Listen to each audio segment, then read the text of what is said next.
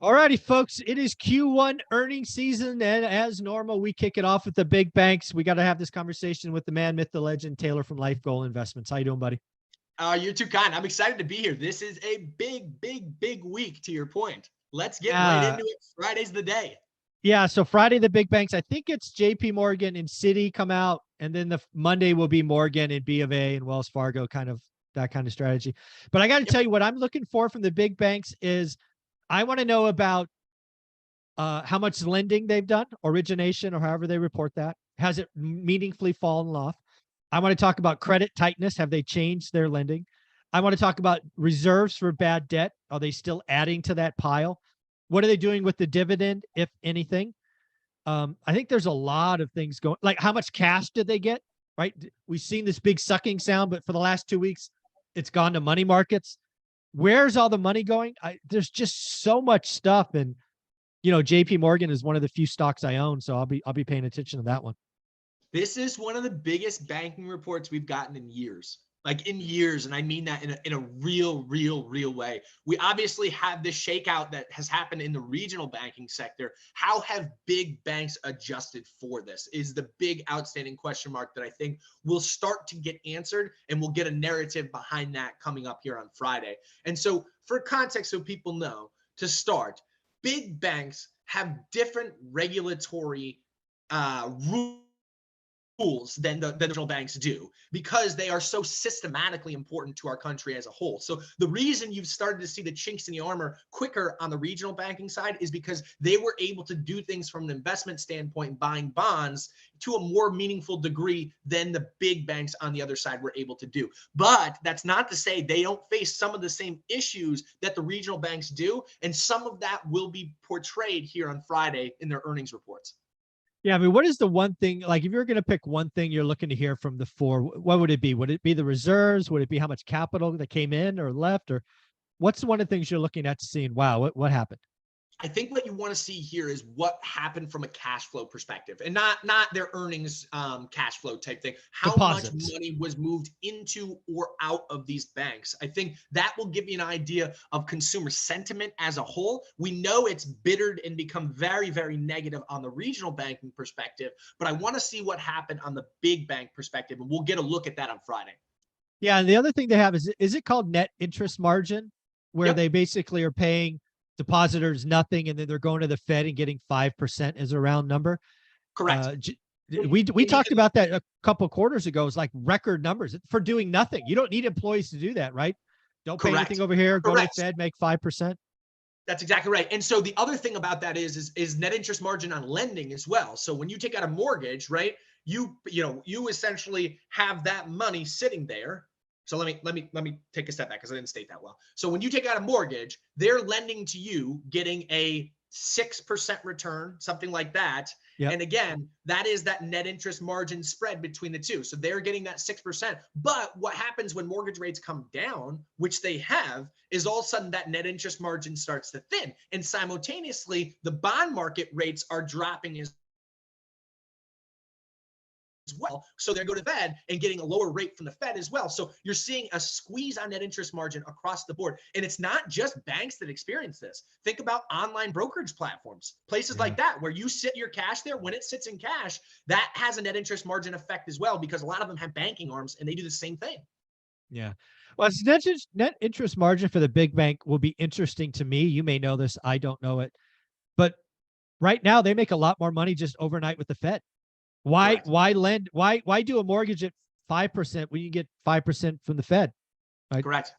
You're 100% correct. But it'll be interesting, again, as rates continue to fall, that dynamic will change. So that may say, okay, now they need to start lending again. But on the other side, we just had this huge liquidity suck in the regional banking system. Yeah. And are the lending, standards going to change? I think probably, because they They need have more to. liquidity on their balance sheet, because otherwise banks become insolvent. We just saw this. Yeah, I don't know if you saw it. I read it yesterday. We got a report that in the last 2 weeks of March, regional bank lending was down 105 billion. Wow. Wow. Yeah, Yeah. yeah, So, just and I just in think two the number weeks. is 50 or 60% of small business loans are originated at local regional banks. So if we have this massive bleed out, again, 99.9% of businesses in the United States are qualified as small businesses. They're getting 50 to 60% of their loans from regional banks. They're employing 50% of the nation's workers. Guys, like, this is a really bad negative feedback loop. If they can't get lent, they can't grow their business, they can't hire, they have to lay off. And then the consumer at the end of the day is not getting paid and going out and buying iPhones and whatever else. Yeah. Again, this is a feedback loop, and this is why I've tried to highlight on my channel that we won't really see the impact of this lack of lending or tighter lending standards until Q4. Right? They're gonna bleed through their cash on hand. They're gonna reduce expenses, capital. We've already seen capital improvements down, but you're really going to see the impact of this in Q4, likely Q1, Q2. What do you think? So the other piece of this, totally agree. The other piece of this that you had already mentioned that's important to see, because it tells us what the bank's perspective of the health of the economy is: loan loss reserves. Yeah. Essentially, how much money are they saying we're going to set aside this money because we think there's going to be some breakage in the loans that we have already issued because companies aren't going to be able to pay their debt obligations. So that'll be really interesting to watch as well. That's another thing that, and you've talked a lot about that, to your credits, but that is the biggest, brightest minds potentially in the economy as a whole, saying, here's what we think is happening going forward. Here's what we can see through our tea leaves, and here's what we're going to do about it. Yeah, the other thing that this is actually one of the things I expect, and this is from JP Morgan, a stock I own a few shares in, right? I actually expect them to come out with a rather large reserve for bad debt. And if you gave them true serum, I think what they would do is we're managing the number. I think they had an above average Q1 because of net interest margin. They don't want to show a good number because that will make them the evil bank and target of Congress and all this other freaking nonsense. So they're going to make some big old scary story, double or triple what they would have normally done to manage earnings. And that would just be a kitty they bleed off later. That's what I think is coming. It's funny. You have such an interesting perspective because you've made some of these decisions on balance sheets. And it's like, your stories are so cool to say, like, the whole kitchen sink quarter. Like, we know things are getting ugly. We're going to manage it, and then we're just going to blow the bottom out of it in one single quarter. And admittedly, I've never been in those meetings to see that happen, where you're accounting, manipulating numbers, and it might all be factual. Yeah, it's legal. This is not fake. This is legal. Right. You do have some color, right? That's what I think is going to happen. I think JP Morgan's number and other big banks would have normally been pretty good. But they're going to use their discretion to increase their reserve for bad debt, which will make the quarter look weaker than it normally would. That's what I expect. And again, it's all the banks, all the big ones. Because again, I think what happens is they're still paying their depositor to zero. They got a whole bunch of new money. They put it at the Fed window for 5%. They're making a gazillion percent on that. And they're like, God damn, we made a lot of money. We better not show that. This is not going to look good. It's not good. Perspective. I don't want AOC or Bernie Sanders or Elizabeth Warren calling me. Oh, they're going to crush him. They're going to crush him if they do. Oh, it'll be funny. Well, let's talk about one other thing that comes on Friday. I actually think retail sales will be interesting. Yeah. So it was weird. So, like, we've had a little bit of a weird spell that played out here over the last few months. So December usually sees a massive pickup because of holiday spending. December was down. Weak. It was really weak. And then January came out, massive pop. And so maybe some of that is just wishy-washy, a little weirdness there. February, boy, I'm slipping on my memory on February. Do you remember what the February retail number was like? February number was positive, but down below expectations. Okay, gotcha.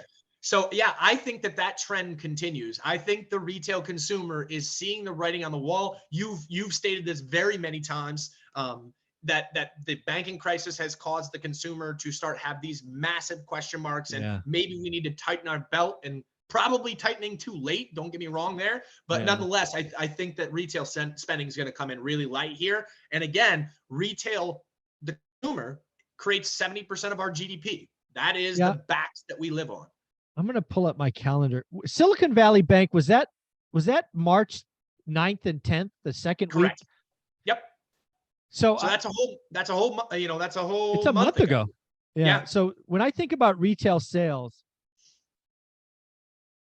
I think most of March, I think the consumer stopped. I think it's Yeah. going to be a massively negative number. Yeah. So that'll be 2.5 of the 4 weeks of March. Call it. Yeah. Yeah. Yeah. So 2.5 out of 4, that's whatever, 60% of the month. And I think those was- first 2 weeks were like zero, like I'm frozen, right? Yeah. It was scary. It was scary. was. People weren't getting their paychecks. My sister's company, who I'm on vacation with this week, her company ran their payroll through SVB and she got a delayed paycheck. Do you think she increased or decreased her spending when she didn't get a paycheck? Yeah.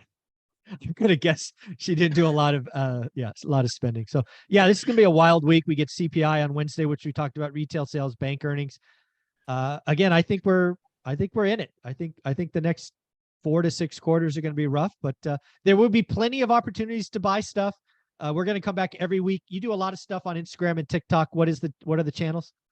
Yep. Channels are at Life Goal Investments, plural. So we put out 1, 2, sometimes 3 videos a day. And the more nasty the market is, the more videos we'll put out because we know you guys need the explanation of what the heck is going on. Hopefully we can provide a little context there, whereas some people don't do as good of a job at it.